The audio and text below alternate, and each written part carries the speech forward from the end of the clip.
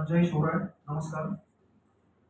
आत्ताची जी ही पत्रकार परिषद आम्ही घेतोय, एनसीईआरटीने शालेय 8वीच्या शालेय पाठ्यपुस्तकातून मराठा साम्राज्याचा जो नकाशा हटवला, त्या संदर्भात महाराष्ट्रात महाराज साहेबांनी, गुरुजीराजांनी जे आंदोलन सुरू केलं, त्याची सुरुवात त्यांच्यापासून झाली. त्या आंदोलनाचा आता पुढचा टप्पा असा आहे की आम्ही मुंबईच्या न्यायालयात याचिका दाखल केली आणि ती याचिका एवढ्यासाठी दाखल केली आहे की हा मराठा साम्राज्यावरती अत्याचार आहे आणि महाराष्ट्रावरती अत्याचार आहे, महाराष्ट्रातील प्रत्येक माणसावरती अत्याचार आहे, की आमचा इतिहास पुसून टाकण्याचा हा प्रयत्न होतोय. यासाठी ही पत्रकार परिषद आहे. बाकीचं आता पुढचं क्रमाक्रमाने महाराज साहेब स्वतःच मांडतील.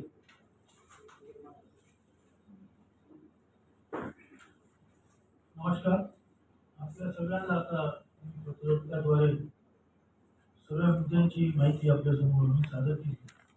त्याबद्दल आपल्याला जर त्या संदर्भात काही विचारायचं असलं तर मी आपल्याला त्याबद्दल सांगू शकतो.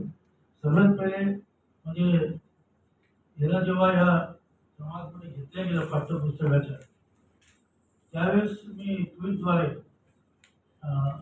मुख्यमंत्र्यांचं आणि शिक्षण मंत्र्यांचं मी स्वागत केलं होतं. पण त्यावेळेस एक असा आम्हाला सुगाव लागला होता की राजस्थानमधून याचा विरोध होणार आहे आणि त्या संदर्भात मी ट्विटद्वारे त्यांना ती संपूर्ण माहिती मी कळवली होती की आपण हे घेतलेलं आहे, याचं स्वागत आहे. पण काही घडामोडी अशा होत आहे की तिला तिथून हटवण्याच्या मागं या घडामोडी होत आहेत. त्या मी 9 ऑगस्ट 25 मध्ये मी ह्याबद्दल माहिती दिली होती. त्यावेळेसच जर ह्याबद्दल सरकारने मनावर घेतलं असतं किंवा आपल्या लोकांनी जागरूकता केली असती, बहुतेक आज एनसीईआरटीमधनं हे पाठ्यक्रम हटवलं गेलं नसतं. त्यानंतर बऱ्याचशा घडामोडी झाल्या आणि विधानसभेमध्ये याबद्दल काही आमदारांनी, आमदार नितीन राऊत नागपूरचे, तसेच आमदार अभिजित वंजारी नागपूरचे आणि आमदार सतेज पाटील साहेब कोल्हापूर, या लोकांनी या विषयावर मुद्दे मांडले. पण फक्त या विषयावर त्यांनी मुद्दे मांडले, पण त्याचा पाठपुरावा शिक्षण मंत्र्यांकडनं किंवा कुठं केला गेला नाही. आणि वारंवार आम्ही सगळे माहिती पुराव्यासहित आम्ही वारंवार त्याचे सर्व सादर करत गेलो. त्यानंतर मी याच्यावर काही सरकारने अजून काही याच्यावर ॲक्शन घेतलेली नाही. हा एक मराठा समाजाचा हा एक इतिहास आहे आणि हा फक्त मराठ्यांचाच इतिहास म्हणून नाही, हा सर्व भारतीयांचा इतिहास आहे. आपली भारतीय संस्कृतीला जोपासण्याचं जे कार्य छत्रपती शिवाजी महाराजांनी जे केलं, तो इतिहास पूर्ण पुसण्याचं कार्य हे काही लोक हे करत आहेत. राजस्थानच्या काही लोकांनी या एनसीईआरटीच्या पुस्तकावर, त्या नकाशावर त्यावेळेस त्यांनी विरोध दर्शवला की मराठ्यांचं हे साम्राज्य राजस्थानमध्ये नव्हतंच. त्या संदर्भातले संपूर्ण पुरावे आम्ही सरकारला आणि सर्व माहिती आम्ही दिलेली आहे. आणि मुख्य म्हणजे हा जेव्हा नकाशा काढला गेला एनसीईआरटीमधनं, त्यावेळेस महाराष्ट्राचा एकही इतिहासतज्ञ त्या ठिकाणी नव्हता. त्यावेळेस त्याच्यापूर्वी मेंद्रे साहेब हे महाराष्ट्रामधनं इतिहासकार म्हणून त्या ठिकाणी होते. ते वारले. त्यानंतर आजपर्यंत कोणताच महाराष्ट्रामधनं तिथे इतिहासकार न नेमता, तिथून कोणतीच माहिती न घेता हे सर्व इतिहास तिथून वगळण्यात आलेला आहे. महाराष्ट्र शासनाने असं म्हटलं होतं की आम्ही हा सध्या इतिहास हिंदीमधनं आणि उर्दूच्या ह्याच्यामधनं काढलेला आहे, पण हा आम्ही लवकरात लवकर वापस घेण्याची आम्ही त्यांना विनंती केली, असं सगळ्यामध्ये सांगितलं गेलं. पण त्यानंतर इंग्लिशच्या माध्यमातलं बी तो इतिहास हटवण्यात आला. म्हणजे महाराष्ट्र सरकारच्या शिक्षण विभागाला मला वाटतं त्या ठिकाणी केंद्र सरकारने शासनाला तेलाची टोपली दाखवली असं आम्हाला वाटतं. हा इतिहास हा एक संस्कृतीची धरोहर आहे आणि एक इतिहास हा कोणत्याही राजकीय दबावाखाली इतिहास पुसण्यात येऊ नये इतिहासात घडल्या गेलेला इतिहास हा झालेला आहे आणि हा इतिहास कोणत्याही राजकीय हेतूवर त्या इतिहासाचं जे काढण्यात आला त्याबद्दल आम्ही संपूर्ण त्याबद्दल तीव्र निषेध नोंदवतो. संपूर्ण हळूहळू ही आग आता संपूर्ण महाराष्ट्रामध्ये ही पेटत चाललेली आहे आणि आम्ही सरकारला विनंती केलेली आहे की आपण छत्रपती शिवाजी महाराजांच्या नावाने राजकारण करतात पण इतिहास जेव्हा गोष्ट आली तर सरकार ही चूप राहते अशी निर्लज्ज भूमिका सरकारची ही चालू आहे आणि त्यामुळं आम्ही कोर्टामध्ये कालच याबद्दल जनहित याचिका PRI दाखल केली. मी काल मुंबईवरून आम्ही सगळे ती दाखल करून आज इथं आलो होतो आपल्या सगळ्यांसमक्ष. आपल्याला सगळे मुद्दे दिलेले आहेत याबद्दल आपल्याला अजून काही माहिती आपल्याला विचारायची असेल तुम्ही आपल्याला त्या संदर्भात माहिती सांगू शकता. तर मी आपल्या सांगितलं विधान परिषदेच्या पटलावर 11 मार्च 2026 रोजी शिक्षण राज्यमंत्री डॉक्टर पंकज भोयर यांनी कबुली दिली की नकाशा उर्दू आणि हिंदी पुस्तकात दिसत नाही. केंद्राला पत्र लिहूनही त्यांनी दखल गेली नाही असं आम्हाला वाटतं. उलट त्यानंतर इंग्रजी पुस्तकातूनही नकाशा हटवला गेला. महाराष्ट्र शासनाचा अपमान केल्यासारखं मी आपल्याला बोललो की तेलाची टोपली दाखवली त्यांनी आणि जो इंग्लिशमध्ये होता त्याला मी त्यांनी हटवलं.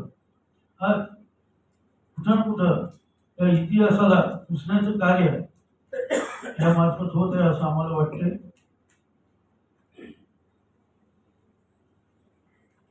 मराठ्यांच्या अस्मितेला महाराष्ट्राच्या साम्राज्याचा नकाशा ही आपली ओळख आहे सगळ्या महाराष्ट्राची.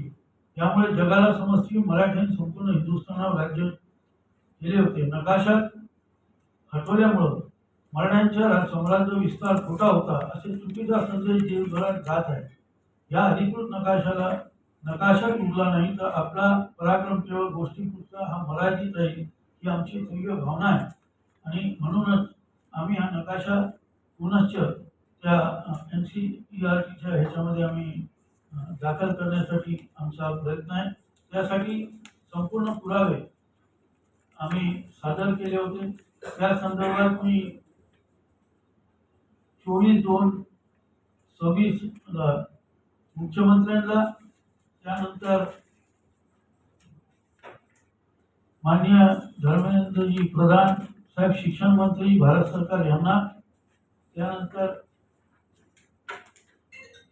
महाराष्ट्राचे शिक्षण मंत्री दादा भुसे साहेब यांना आणि पंतप्रधान नरेंद्र मोदीजींना मी या संदर्भात हे 24/2/26 पत्र मी पाठवले आणि त्यासाठी आम्ही संपूर्ण पुराव्यासहित ही संपूर्ण पुराव्यासहित आम्ही हे सर्व सादर केले आणि ह्यामध्ये कालच आम्ही माहितीच्या अधिकाऱ्यांनी आम्ही ही मागणी मागवली आणि याच्यामध्ये त्यांनी स्पष्ट NCERTने आम्हाला सर्व नमूद केलेलं आहे. त्यामध्ये हा नकाशा कोणत्या आधारे हटवला गेला त्याबद्दल त्यांनी कोणतेच पुरावे त्यांच्याकडं नाही असं त्यांनी सांगितलं आणि कोणतेच पुरावे त्या संदर्भात NCERTकडे नसताना त्यांनी तो नकाशा कसा हटवला कारण की जेव्हा तो नकाशा तिथं घेतला त्यावेळेस सगळे पुरावे होते पण तो हटवण्यासाठी त्यांना राजस्थानच्या लोकांनी तो पुरावे दिले नाही की तो हटवण्यात यावा पण त्यांच्या नुसत्या दबावाखाली तो हटवण्यात आला. ह्याचं एक दुर्दैव असं आहे की जेव्हा राजस्थानने ह्याच्याबद्दल ऑब्जेक्शन घेतलं त्यावेळेस त्यांच्याबरोबर काही तिथले लोकल नेता आणि काही राजघराण्याचे लोक हे दिल्लीला जाऊन त्यांनी शिक्षण मंत्र्यांना दबाव आणला आणि त्यामुळे ते हटवण्यात आलं. आमचं दुर्दैव असं की महाराष्ट्राच्या 48 लोकप्रतिनिधी दिल्लीमध्ये आहेत आणि त्याच्यामध्ये एकाही प्रतिनिधीला असं नाही वाटलं की आम्ही या संदर्भात शिक्षण मंत्र्यांची भेट घेऊन या महाराष्ट्राचा हा इतिहास हा तिथून निघाला नाही पाहिजे यासाठी कोणी प्रयत्न केला नाही.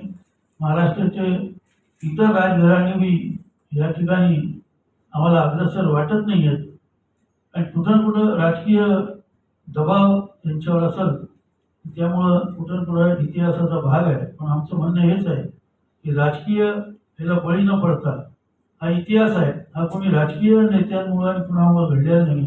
हा इतिहास आहे आणि हा इतिहास हे आमच्या भारतासाठी फार महत्त्वपूर्ण आहे आणि त्यामुळं हा इतिहास कोणत्याच ह्याच्याने पुसला गेला नाही पाहिजे अशी आमची या ठिकाणी भावना आहे.